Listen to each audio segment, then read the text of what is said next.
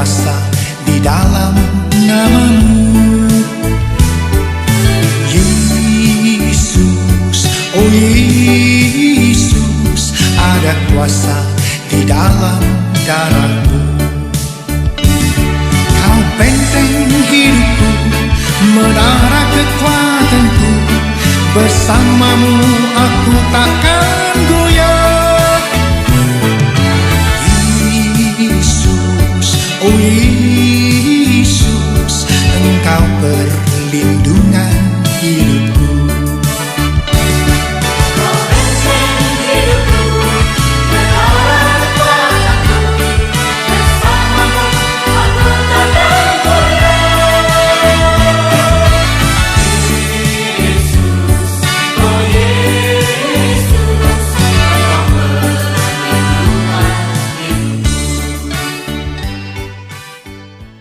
Shalom Bapak Ibu Saudara-saudara sekalian, salam sejahtera dan salam sehat untuk kita semua. Jumpa lagi bersama saya di Pedoman Hidup Kristiani, dan hari ini saya akan menyampaikan renungan firman Tuhan dengan tema Allah kota benteng kita ketika kita berada di dalam kesesakan. Baik Bapak Ibu Saudara sekalian, sama-sama kita akan membaca dan merenungkan kebenaran firman Tuhan yang terambil dalam Mazmur pasal 46 ayat 1 sampai dengan ayat 4. Demikian bunyi firman Tuhan. Untuk pemimpin biduan dari Bani Korah dengan lagu alamot nyanyian. Allah itu bagi kita tempat perlindungan dan kekuatan.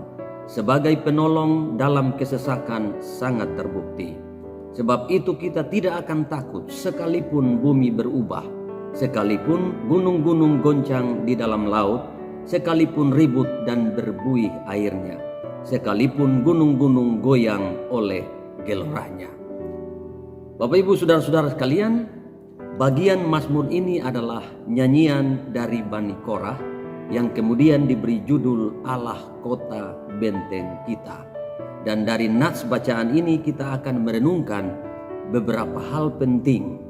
Antara lain, yang pertama, pergumulan dan kesesakan dalam dunia. Saudara-saudara sekalian, pemazmur memperlihatkan pergumulan dalam dunia yang penuh dengan kesukaran, tantangan, dan juga bencana. Narasi-narasi seperti bumi berubah, gunung-gunung goncang di dalam laut, kemudian gunung-gunung goyang oleh gelorahnya, bangsa-bangsa ribut, kerajaan-kerajaan goncang, ada peperangan dan seterusnya. Itu suatu keadaan yang benar-benar terjadi di dunia ini dan akan dialami oleh setiap kita. Kita tidak bisa menghindar dari keadaan ini. Tidak ada seorang pun yang bisa lepas dari pergumulan dan kesukaran hidup. Sebagai orang percaya, kita juga tentu tidak luput dari persoalan-persoalan kehidupan semacam ini. Yang menjadi pertanyaan penting adalah, dari manakah kita mendapatkan pertolongan? Kepada siapakah kita berlindung dari setiap persoalan dan tantangan kehidupan itu? Nah, disinilah pemazmur menyadarkan kita bahwasanya Tuhan itu bagi kita tempat perlindungan dan kekuatan sebagai penolong dalam kesesakan. Bahkan lebih dari itu, kalau kita baca ayat 5 dan ayat 6, pemazmur memperlihatkan kepada kita bahwasanya kota Allah, kediaman yang maha tinggi, adalah satu-satunya tempat yang tidak mengalami kegoncangan. Sebab apa? Sebab Allah ada di dalam kota itu. Berbahagialah orang-orang yang berada di tempat kediaman Allah, atau berbahagialah orang-orang yang tinggal di dalam Tuhan. Keadaan sekeliling mereka boleh goncang, tetapi mereka akan aman di dalam perlindungan Tuhan. Hal yang kedua yang kita renungkan hari ini adalah kekuasaan Allah di atas segala pergumulan dan tantangan hidup. Bapak, Ibu, saudara-saudara sekalian, jika kita baca seluruh pasal ini, maka kita akan melihat bagaimana pemazmur menggambarkan kekuasaan Allah dan juga kebesaran Allah yang begitu hebat. Mulai dari ayat yang kedua sampai dengan ayat 12. Misalnya ayat 2 sampai dengan ayat 4 berkata, Allah itu tempat perlindungan dan kekuatan, penolong dalam kesesakan sangat terbukti, yang bisa menolong kita, melindungi kita, dan membawa kita keluar dari kesesakan atau kesulitan hidup hanya Tuhan saja. Dan Tuhan tidak hanya berjanji, tapi Dia memberi bukti melalui karya dan perbuatannya yang hebat, yang ajaib, yang dialami oleh umat Tuhan sepanjang sejarah perjalanan umat Tuhan. Mulai dari umat Israel sampai ke zaman gereja, bahkan saya percaya sampai Kristus datang kembali kali yang kedua, Dia akan membuktikan diri sebagai Allah yang hebat, Allah yang berkuasa, Allah yang sanggup menolong saudara dan saya. Ayat yang ketujuh berkata, Allah memperdengarkan suaranya dan bumi pun hancur. Betapa hebatnya Tuhan kita, hanya dengan bersuara bumi pun hancur. Ayat 9 dan ayat 10 berkata, pekerjaan Allah yang memusnahkan tetapi juga menghentikan peperangan sampai ke ujung bumi, mematahkan busur panah, menumpulkan tombak, dan membakar kereta-kereta perang. Artinya jika Allah mengizinkan untuk terjadi kemusnahan sebagai penghakiman bagi orang fasik, tidak ada seorang pun yang bisa membatasi Allah karena Dia berkuasa.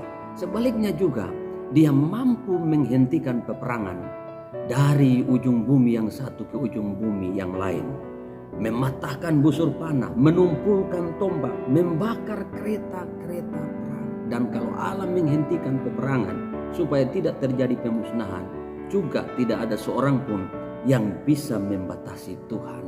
Kemudian ayat 8, ayat 12 berkata, Allah ditinggikan di atas bangsa-bangsa atau di antara bangsa-bangsa, ditinggikan di bumi, Tuhan semesta alam, kota benteng kita ialah Allah Yakub. Bapak Ibu Saudara, luar biasa. Allah kita adalah Allah yang ditinggikan bukan hanya di Israel, tapi ditinggikan di antara bangsa-bangsa, bahkan ditinggikan di bumi. Sebab apa? Sebab Tuhan kita adalah Tuhan semesta alam. Artinya Dialah yang menciptakan sekaligus berkuasa atas alam semesta ini. Oleh karena itu Bapak Ibu Saudara-saudara sekalian, apapun pergumulan dan tantangan hidup yang kita alami, ingat satu hal, Allah kita adalah Allah yang besar, kekuasaannya di atas segala-galanya, kebesarannya melebihi tantangan dan pergumulan hidup kita. Yang ketiga yang kita akan renungkan hari ini adalah bagaimana sikap kita saat kita menghadapi pergumulan dan tantangan hidup.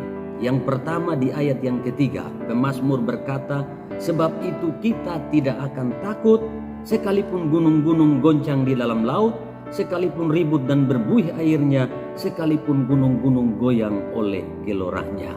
Sikap kita menghadapi tantangan dan pergumulan hidup adalah pertama, jangan takut. Inilah sikap kita yang seharusnya kita miliki saat kita menghadapi pergumulan hidup. Sebab kita tahu bahwa kita punya Allah yang besar, Allah yang berkuasa di atas segala tantangan dan pergumulan hidup.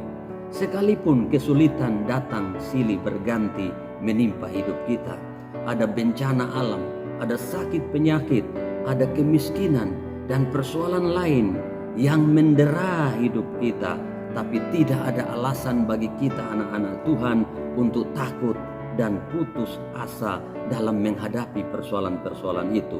Sebab Tuhan kita adalah penguasa yang berdaulat atas alam semesta. Apapun gejolak yang terjadi di bumi ini dan dalam kehidupan kita, kita percaya bahwa tidak ada satupun yang lepas dari kendali Tuhan. Semuanya itu ada di dalam kontrol Tuhan. Karena itu sekali lagi jangan takut. Sebab ketakutan membuat kita sudah kalah sebelum berjuang, kalah sebelum melangkah. Ketakutan melemahkan iman saudara. Ketakutan menjadi musuh dari iman saudara.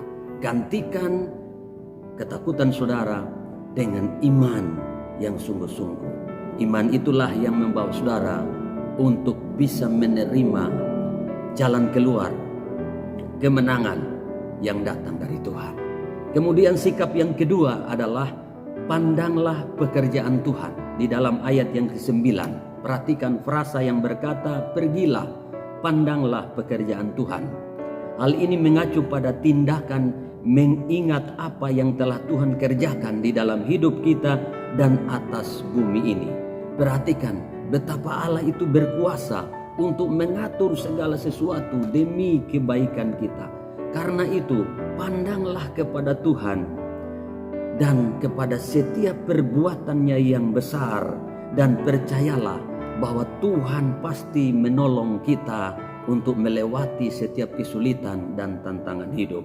Jangan pernah melihat atau memandang masalah saudara, karena kalau kita memandang pergumulan, masalah, tantangan hidup, kita pasti menjadi lemah.